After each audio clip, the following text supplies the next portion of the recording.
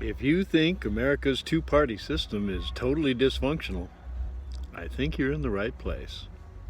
Welcome to Coffee with Art. It's no longer morning. I've had a few technical problems I won't get into today, but I've realized that the last three segments that I've done, I never showed the book, and I got to get better at that because I need to try to sell the book. But it's always the ideas that are more important to me. Political Cocaine is the name of my book.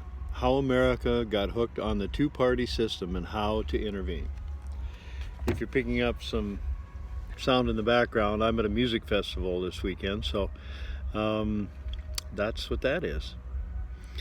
But I would like to encourage discussion because I hate the two-party thing. It's gotten just ridiculous. It's trench warfare, and there's never any progress made. And so if you're looking for an alternative, so am I.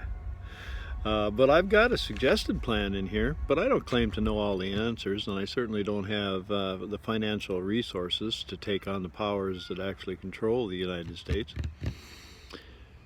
But I do believe in people. I'm a populist, and so I'm trying to encourage people to discuss getting back to a system of the people, by the people, and for the people. Because today, it's of the money, by the money, and for the money. And special interests control both parties. And it's amazing to me that people pick up on the differences and they just hate each other. And I hope you can leave that behind. I think it'll work out good for you if you get out of the trench. I know it was a big relief for me. And now I can have discussion. And that's the big thing I hope you'll choose to participate in, is just discussion. Because if we can't discuss issues, how can we have a government of the people? And if you take any of the polarized issues, there's no progress. It'll never be anything different. And that's extremely, extremely unfortunate. But somebody has to be talking about how to change it.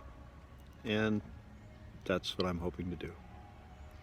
So when you get some of your friends involved in a partisan argument, just ask them this question.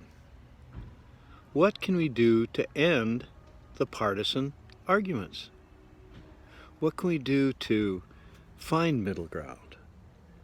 What can we do to have rational discussion instead of arguments?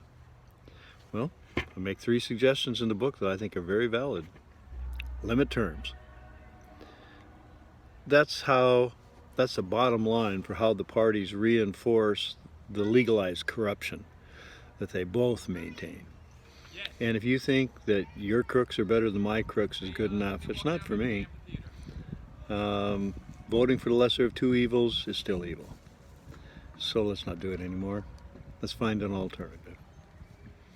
So let's limit the terms of those guys that are entrenched, and gals. Let's have a turnover. Let's have opportunity for young people to move into those offices. But more than anything, limiting terms would break up the old boys club that finances both parties. And that's very important. The number 2 reform I'd like you to discuss is doing away with what I call WTA, winner-take-all rules. Because by the two parties setting up those rules, and what a lot of people don't understand is the Constitution mandates the Electoral College, but it leaves the selection of the delegates up to the individual states. But as the individual states have are all controlled by Democrats and Republicans, what do? They put in this winner-take-all rules. So basically what they do is, if that state is dominated by either party, they can assume that all the electoral votes are going there, and they'll never have to get any competition. Because a new party, a third party, would have to start out by winning. They might be able to win a district or 2, or maybe 4 or 5. But what is the chance of a total startup party in the United States getting over 50% of the votes cast for president? It's impossible, especially when 98% of the population feel that a vote for a third party is a wasted vote.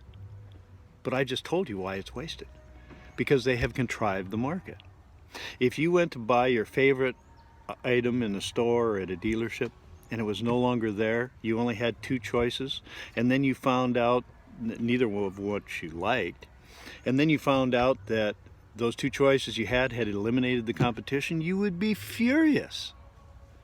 And yet that's exactly what the two parties have done, and it's okay.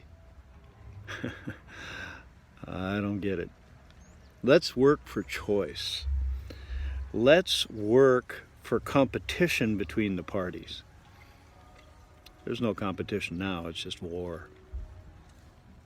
Well, I hope I've given you something to talk about, and that you can have a pleasant conversation, discussion of where this nation should go. And hopefully the two-party thing can be left in the rearview mirror. Oh, I'd love to see that. You know, every day is a gift. That's why they call it the present. So I hope you can share your present today with someone special, and have a wonderful day.